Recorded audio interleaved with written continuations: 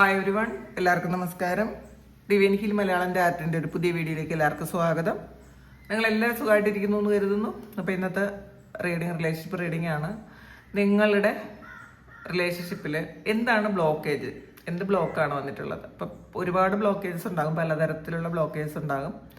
അപ്പോൾ നമുക്ക് നോക്കാം.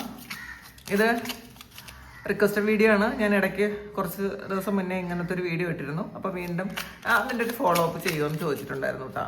എന്താണ് നിങ്ങളുടെ റിലേഷൻഷിപ്പിൽ ബ്ലോക്കേജ്?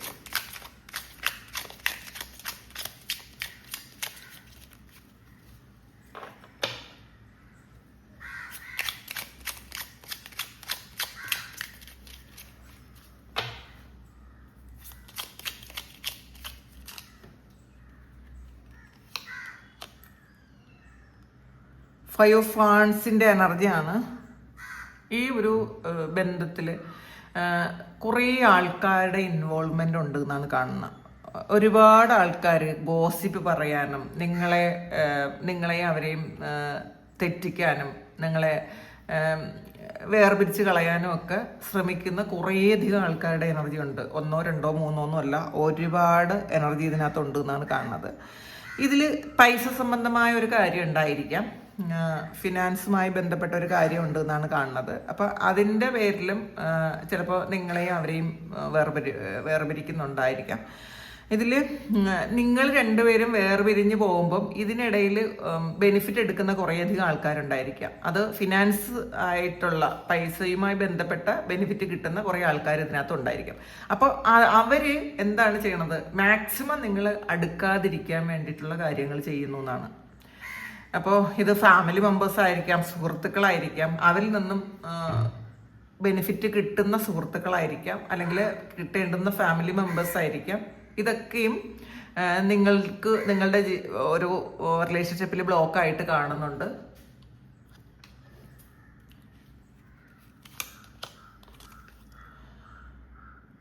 ഫൈവ് ഓഫ് പെൻഡക്കിൾസിന്റെ എനർജിയാണ്. കൂടുതൽ ആൾക്കാർക്ക് അതൊരു പൈസയുമായി ബന്ധപ്പെട്ട ഒരു കാര്യം തന്നെയാണ് കേട്ടോ. സോറി, ടു ഓഫ് പെൻഡക്കിൾസ് ആണ്. ഇത് കൂടുതൽ ആൾക്കാർക്കും ഒരു പൈസയുമായി ബന്ധപ്പെട്ട ഒരു കാര്യമാണ്. അവരുടെ ബഡ്ജറ്റുമായി ബന്ധപ്പെട്ട ഒരു കാര്യം തന്നെയാണ് കൂടുതൽ ആൾക്കാർക്കും ഇതുള്ളത്. അപ്പം ഒന്നുകിൽ ഇവർക്കോ നിങ്ങൾക്കോ ഇതുമായി ഈ ഒരു പൈസ നഷ്ടപ്പെട്ടു പോയിട്ടുണ്ടായിരിക്കാം. ഈ റിലേഷൻഷിപ്പുമായി ബന്ധപ്പെട്ടോ അല്ലെങ്കിൽ വേറെ ഏതെങ്കിലും തരത്തിലോ ഒരു പൈസ നഷ്ടപ്പെട്ടു. അതിൻ്റെ പേരിൽ നിങ്ങൾ ചിലപ്പം ഒരു സെപ്പറേഷൻ വന്നിട്ടുണ്ടായിരിക്കും. ചിലപ്പോൾ ചില ബിസിനസ്സുകൾ തുടങ്ങുകയോ അല്ലെങ്കിൽ നിങ്ങൾ അവരോ പറഞ്ഞൊരു ബിസിനസ്സിൽ ഇൻവെസ്റ്റ് ചെയ്യുകയോ ഒക്കെ ചെയ്തിട്ടുണ്ടായിരിക്കാം. അപ്പം അതിൻ്റെ ഒരു ഫലമായിട്ട് നിങ്ങൾക്ക് നിങ്ങളുടെ റിലേഷൻഷിപ്പിൽ ബ്ലോക്ക് വന്നു എന്നാണ് കാണുന്നത്.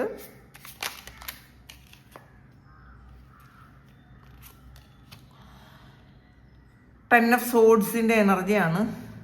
ഇതിൽ കുറേ ആൾക്കാർ നിങ്ങൾ ഒരിക്കലും യൂണിയൻ ഉണ്ടാകരുത് എന്ന് വിചാരിച്ചിരിക്കുന്ന കുറേ ആൾക്കാരുണ്ട്.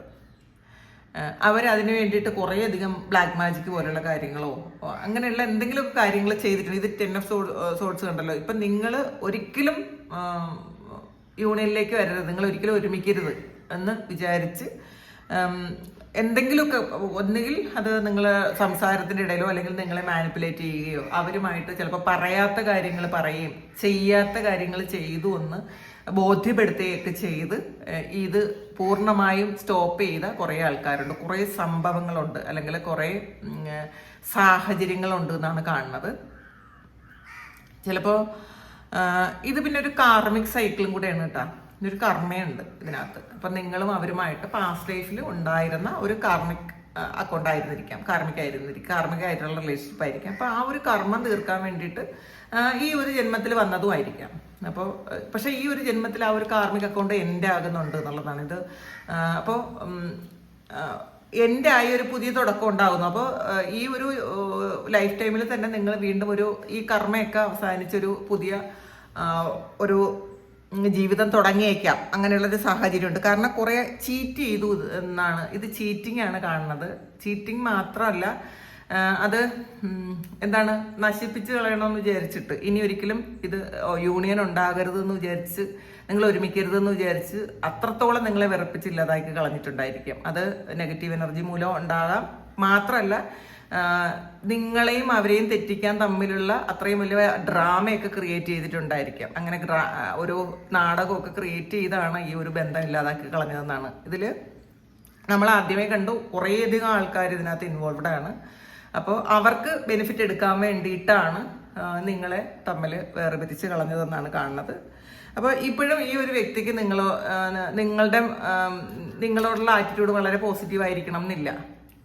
അപ്പോൾ അവര് എങ്ങനെ പറഞ്ഞു കൊടുത്ത കാര്യങ്ങളോ അവർ ചെയ്ത കാര്യങ്ങളോ ഒക്കെ ഈ ഒരാളിൻ്റെ ബ്രെയിനിൽ ഇപ്പോഴും ഉണ്ട് എന്നുള്ളതാണ് കാണുന്നത്.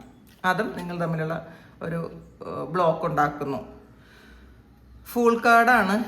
പക്ഷേ ഇത് 10 of Swords എന്ന് പറയുന്നത് എൻഡിങ്ങും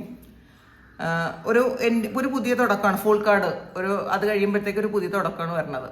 അപ്പോൾ തീർച്ചയായിട്ടും ഈ ഒരു സിറ്റുവേഷനൊക്കെ എൻഡാകും. എന്തൊക്കെ പറഞ്ഞാലും ഇപ്പൊ കർമ്മ എന്ന് പറഞ്ഞാൽ അത് റിയലാണ്. അപ്പോൾ നമ്മൾ ചെയ്യുന്ന കർമ്മ തന്നെ നമുക്ക് തിരിച്ചു വരും. അപ്പം നിങ്ങൾ നല്ല ഒരു കാര്യമാണ് ചെയ്തിരുന്നെങ്കിൽ, നിങ്ങൾ ഈ ഒരു വ്യക്തിയെ സിൻസിയർ ആയിട്ടാണ് സ്നേഹിച്ചിരുന്നെങ്കിൽ, നിങ്ങൾ ഈ ഒരാളിന് ഒരു ദോഷവും ചെയ്യാത്ത ആളാണെന്നുണ്ടെങ്കിൽ എന്തെങ്കിലും ഒരു കാലം ഈ ഒരു വ്യക്തി തിരിച്ചറിയും. അപ്പോൾ തിരിച്ചറിയാതിരിക്കാൻ പറ്റൂല എന്നുള്ളതാണ്. ഇപ്പോഴത്തെ സിറ്റുവേഷനൊക്കെ പൊക്കോട്ടെ, അവരിൽ നിന്നും എന്തെങ്കിലുമൊക്കെ മോണിറ്ററി ബെനിഫിറ്റ്സിന് വേണ്ടിയിട്ട് മറ്റുള്ളവർ എന്തെങ്കിലുമൊക്കെ ചെയ്താലും കുറേ കാലം കഴിഞ്ഞ് ഈ ഒരു വ്യക്തി നിങ്ങൾ എന്താണെന്നും ഈ റിലേഷൻഷിപ്പ് എന്താണെന്നും ഒക്കെ മനസ്സിലാക്കും. ഒരു പുതിയ തുടക്കം ഉണ്ടാകും എന്നാണ്.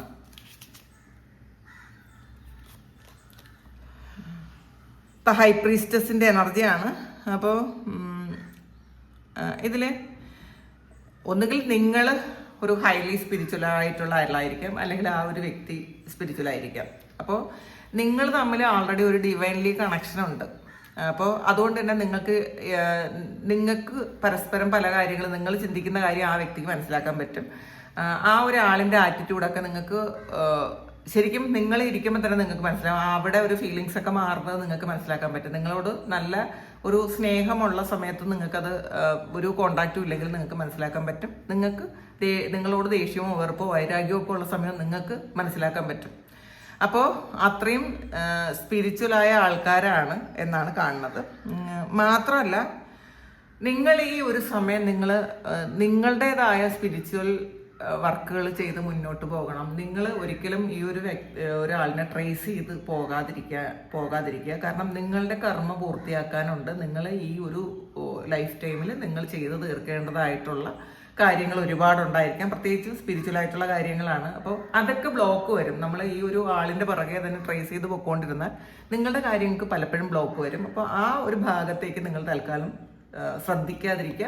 നിങ്ങളുടെ കാര്യങ്ങൾ മാത്രം ശ്രദ്ധിച്ച് മുന്നോട്ട് പോകാൻ ശ്രമിക്കുക. 10 of Wands എനർജിയാണ്. ഇതൊരു കർമ്മയാണ്. ഇപ്പോൾ ഒരുപാട് ഭാരമുണ്ട് എന്നുള്ളതാണ്. കർമ്മഭാരങ്ങൾ ഒരുപാടുണ്ട്. ഒന്നുകിൽ നിങ്ങൾക്കായിരിക്കും, അല്ലെങ്കിൽ ആ വ്യക്തിക്കായിരിക്കും. ഇത് രണ്ടുപേർക്കും ആയിരിക്കും കേട്ടോ.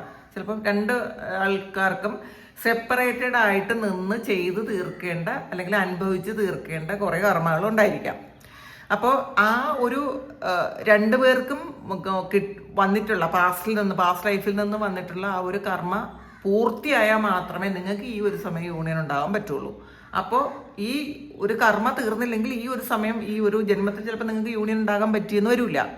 അപ്പോൾ കാരണം ഇവർക്ക് കുറേയധികം ഈ ഒരു ലൈഫിൽ തന്നെ കുറേ റെസ്പോൺസിബിലിറ്റീസ് ഉണ്ട്, കുറേ കർമ്മയുണ്ട്. അപ്പോൾ ഇവരുടെ ചുറ്റും കുറേ ആൾക്കാരും ഉണ്ട്.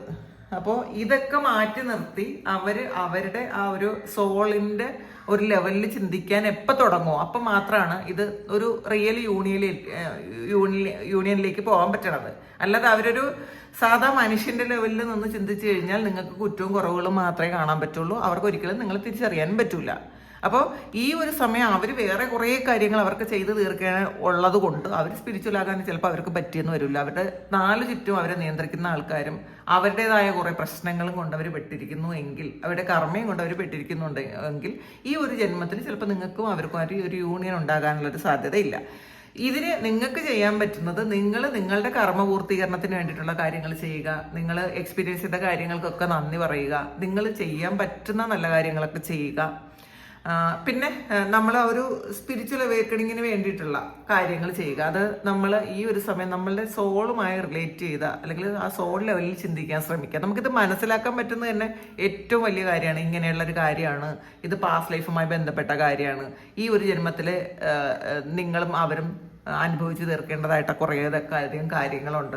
ആ കാര്യങ്ങളുള്ളത് കൊണ്ടാണ് ഇപ്പോഴും സെപ്പറേഷനിൽ പോണത്. അല്ലെങ്കിൽ ഒരു നല്ല കമ്മ്യൂണിക്കേഷനോ ഒരു പൂർണ്ണമായ വിശ്വാസമോ ഒന്നും ഇല്ലാതെ പോണത്. അപ്പം അത് മാറ്റാൻ സമയമെടുക്കും. അല്ലെങ്കിൽ ഈ ഒരു കർമ്മ ഇതിങ്ങനെ തീരണം, നിങ്ങൾ അക്സെപ്റ്റ് ചെയ്യുക ആദ്യം. നമ്മൾ ഇതെനിക്ക് പറ്റൂല, ഈ ഒരു ജന്മത്തിൽ അല്ലെങ്കിൽ 10 ദിവസം ആളിനോട് മിണ്ടാതിരിക്കാൻ പറ്റൂല, ഒരു മാസം എനിക്ക് ഒരാളിനെ മിണ്ടാൻ പറ്റൂല എന്നൊക്കെ ചിന്തിച്ചുകൊണ്ടിരുന്ന വീണ്ടും നിങ്ങൾ ആ കർമ്മ എടുത്തുകൊണ്ടിരിക്കുകയാണ്. നിങ്ങളുടെ കർമ്മ റിലീസ് ചെയ്യണമില്ല. അപ്പം നിങ്ങൾ ആദ്യം നിങ്ങളുടെ കാര്യങ്ങളിൽ കൂടുതൽ ശ്രദ്ധ കേന്ദ്രീകരിക്കാൻ ശ്രമിക്കുക. 10 ഓഫ് പെൻഡക്കിൾസിൻ്റെ എനർജിയാണ്. അപ്പോൾ ഇതൊരു യൂണിയൻ്റെ എനർജിയാണ്. മാത്രമല്ല നിങ്ങൾ ഈ ഒരു സമയം ഫോക്കസ് ചെയ്യേണ്ട നിങ്ങളുടേതായിട്ടുള്ള കുറേ കാര്യങ്ങളുണ്ട്. നിങ്ങളുടെ ഫാമിലിയോ നിങ്ങൾ ഡിപ്പെൻഡ് ചെയ്ത് നിൽക്കുന്ന ആൾക്കാരുടെ ആ ഒരു കാര്യങ്ങളൊക്കെ കൃത്യമായിട്ട് നിങ്ങൾ ചെയ്യാൻ ശ്രമിക്കുക. നിങ്ങൾ അതിൽ നിന്ന് ശ്രദ്ധമായി ഇതിലോട്ട് തന്നെ മാത്രം വരുമ്പോൾ നിങ്ങൾക്ക് ഒരുപാട് ബുദ്ധിമുട്ടുകൾ ഉണ്ടാകും. കാരണം ഈ ഒരു കർമ്മ എന്ന് പറയുന്നത് അത് പൂർത്തിയാക്കിയിരിക്കേണ്ടതുള്ളത് കൊണ്ടാണ്. അപ്പോൾ ഇതിലൊരു യൂണിയൻ്റെ എനർജിയാണ് ലാസ്റ്റിൽ നമ്മൾ കാണുന്നത്. ജസ്റ്റിസും വന്നിട്ടുണ്ട്, പിന്നെ 10 ഓഫ് പെൻഡക്കിൾസ് വന്നിട്ടുണ്ട്. അപ്പോൾ തീർച്ചയായിട്ടും ഒരു നീതി ലഭിക്കണമല്ലോ. എന്തായാലും നിങ്ങൾക്ക് ഈ ഒരു ജന്മത്തിൽ നീതി ലഭിക്കും എന്നാണ്. അത് ഏത് തരത്തിലാണ് എന്ന് നമുക്ക് എക്സ്പീരിയൻസ് ചെയ്ത് അറിയേണ്ടതാണ്. പക്ഷേ ഈ ജന്മത്തിൽ നിങ്ങൾക്ക് ജസ്റ്റിസ് കിട്ടും എന്നാണ് കാണുന്നത്. അപ്പോൾ എന്തായാലും നിങ്ങളുടെ ബ്ലോക്കൊക്കെ മാറും എന്ന് തന്നെയാണ്. അപ്പോൾ ഇതാണ് ഇന്നത്തെ റീഡിങ്, നിങ്ങളുടെ റിലേഷൻഷിപ്പിൻ്റെ ബ്ലോക്ക്. അപ്പോൾ ഇത് നിങ്ങളുടെ സിറ്റുവേഷനായിട്ട് മാച്ച് ആകുന്നുണ്ടെങ്കിൽ നിങ്ങളൊന്ന് കമൻറ്റ് ചെയ്യുക. നിങ്ങൾക്ക് ആർക്കെങ്കിലും പേഴ്സണൽ റീഡിങ് വേണമെങ്കിൽ എൻ്റെ വാട്സപ്പ് നമ്പറിൽ കോൺടാക്ട് ചെയ്യാം. Thank you. നമുക്കൊരു പുതിയ വീഡിയോ ആയിട്ട് വീണ്ടും കാണാം. എല്ലാവരും സുഖമായിട്ട് സന്തോഷമായിട്ട് സമാധാനമായിട്ടിരിക്കട്ടെ എന്ന് പ്രാർത്ഥിക്കുന്നു. ദൈവം അനുഗ്രഹിക്കട്ടെ. ഒരുപാട് സ്നേഹം, ഒരുപാട് നന്ദി. Thank you.